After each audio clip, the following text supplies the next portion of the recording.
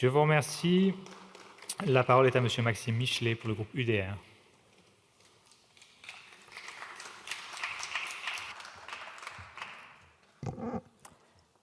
Merci Monsieur le Président, Monsieur le Ministre, Mesdames les rapporteurs, chers collègues. Le 26 novembre dernier, nous disions non ici à l'accord entre l'Union européenne et le Mercosur.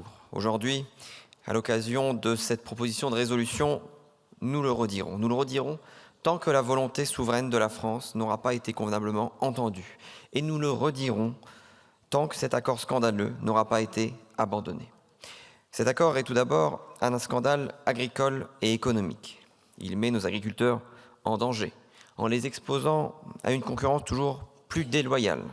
Nous avons largement abordé cette question de non-réciprocité des normes dans le débat de la précédente résolution, et la dangereuse absurdité de cette distorsion de concurrence fait l'unanimité.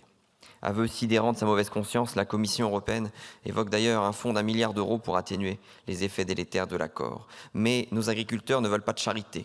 Ils veulent des prix, des revenus, des débouchés et de la compétitivité. Aujourd'hui, un agriculteur français gagne en moyenne 8,41 € par heure et seulement 34% de son revenu provient de son activité agricole. Voilà la situation où des décennies d'abandon ont conduit notre agriculture, qui n'a pas besoin de la générosité hypocrite ou de l'intérêt bien tardif de ceux qui l'ont continuellement sacrifié depuis 30 ans. Mais l'accord Mercosur, s'il venait à être adopté à la majorité qualifiée, serait aussi un scandale démocratique et politique. En effet, cela a été rappelé, la Commission menace de contourner la volonté des États en sortant l'accord des conditions exigeant l'unanimité. Et Mme von der Leyen, portée à la présidence de la Commission par Emmanuel Macron, ne rappellerons jamais assez, travaille à organiser une procédure lui permettant d'imposer cet accord au forceps aux États membres. La France, malheureusement, paraît incapable de s'y opposer, car l'accord avec le Mercosur n'est que la pointe immergée de l'iceberg de nos renoncements et de nos défaites à Bruxelles. Depuis 7 ans, sous la présidence du plus européiste de nos présidents pourtant, notre influence au sein des institutions européennes se sera réduite comme peau de chagrin. Cette marginalisation est aujourd'hui aussi cruelle que criante face à l'accord Mercosur. Regardons la réalité en face. Nous pouvons nous agiter, protester, froncer les sourcils. Madame von der Leyen ne nous écoutera pas tant que nous n'assumerons pas vraiment le rapport de force avec la Commission. Contrairement à ce que le ministre des Affaires étrangères nous affirmait hier en séance de questions au gouvernement, la diplomatie ne saurait se réduire au bon sentiment, au dialogue ou à la concertation. En 1965, confronté notamment à l'abandon de la règle de l'unanimité au profit de la majorité qualifiée, le général de Gaulle n'avait pas hésité à faire usage de tout le poids de la France au sein de la communauté européenne. Au prix d'une politique de fermeté, il avait permis à la France d'être entendue. D'aucuns dans cet hémicycle, je n'en doute pas, aurait qualifié ces méthodes d'anti-européennes et aurait acclamé le général du titre de Frexiteur. Mais a-t-il affaibli l'Europe ? A-t-il détruit l'Europe ? Non, il l'a fondée, et fondée sur de meilleurs rails, en imposant, en 1966, le compromis de Luxembourg, sur lequel la construction européenne devait prospérer, et notamment la politique agricole commune.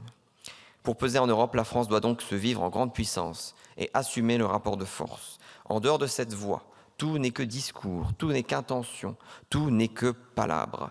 Si le gouvernement voulait vraiment s'opposer au Mercosur, il pourrait choisir la politique de la chaise vide, comme en 1965. Il aurait pu notamment conditionner la nomination d'un nouveau commissaire européen à des contreparties fortes lorsque Mme von der Leyen s'est permise de renvoyer M. Breton. Et il pourrait enfin suspendre la part excédentaire de sa contribution au budget de l'Union européenne tant que sa voix n'est pas convenablement entendue. Nous n'avons pas à payer à nos propres frais la mort de notre agriculture. Ce débat nous permet donc de rappeler que la marginalisation de la France à Bruxelles n'est pas une fatalité, mais la conséquence des choix naïfs et idéologiques opérés en Europe depuis 7 ans. Alors, si nous voterons cette proposition de résolution, afin de réitérer notre opposition déterminée au Mercosur, nous le ferons sans illusion, car nous savons que le gouvernement actuel ne parviendra pas à défendre nos intérêts en Europe.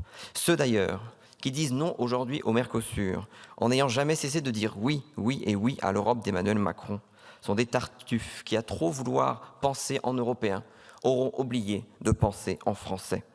Car l'Europe qui veut nous imposer l'accord avec le Mercosur, c'est l'Europe que le macronisme a construit en l'imposant au peuple français.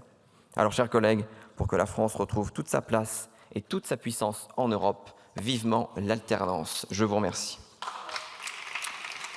Merci. La parole est à Monsieur René Lioré pour le groupe